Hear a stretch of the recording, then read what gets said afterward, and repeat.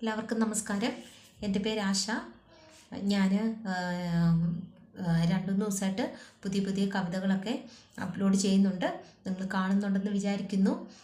ഇഷ്ടപ്പെട്ട ലൈക്ക് ചെയ്യണം, ഷെയർ ചെയ്യണം, സബ്സ്ക്രൈബ് ചെയ്യണം. കാണാത്തവരുണ്ടെങ്കിൽ പെട്ടെന്ന് പോയി എൻ്റെ ചാനലിൽ കാണണം. മുത്തുമണീസ് എന്നാണ് ചാനലിൻ്റെ പേര്. അപ്പോൾ നിങ്ങൾ ഇഷ്ടപ്പെട്ട ലൈക്ക് ചെയ്യണം. എങ്കിൽ മാത്രമേ എനിക്ക് ഓരോരോ കവിതകൾ നിങ്ങളിലേക്ക് എത്തിക്കാനൊക്കെ ഉള്ളൊരു പ്രചോദനമാകുള്ളൂ. അപ്പോൾ ഇന്ന് എഴുതിയ കവിതയുടെ പേരാണ് പകലിൻ്റെ കൂട്ട്. പകലിൻ്റെ കൂട്ടെന്ന് പറഞ്ഞാൽ ആരാണ് പകലിൻ്റെ കൂട്ട്? പകലിൻ്റെ കൂട്ട് സൂര്യനാണ് അല്ലേ?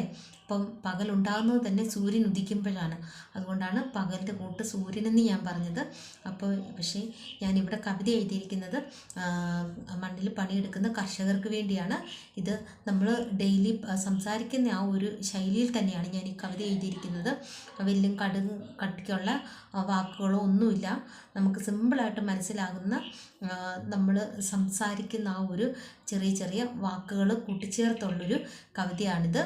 അപ്പോൾ നിങ്ങൾക്കും മനസ്സിലാക്കാൻ എളുപ്പമുണ്ട്. അതുകൊണ്ട് നിങ്ങൾ ഈ കവിത ഇഷ്ടപ്പെട്ട എന്നെ അറിയിക്കണം.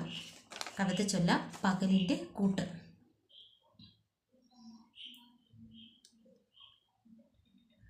പകലിനു കൂട്ടായി നീ വന്നു നിന്നപ്പോൾ, നിനക്ക് കൂട്ടായി മണ്ണിൻ്റെ മക്കളും ഒരു കീറുകച്ചയ്ക്ക് തണലൊരുക്കി.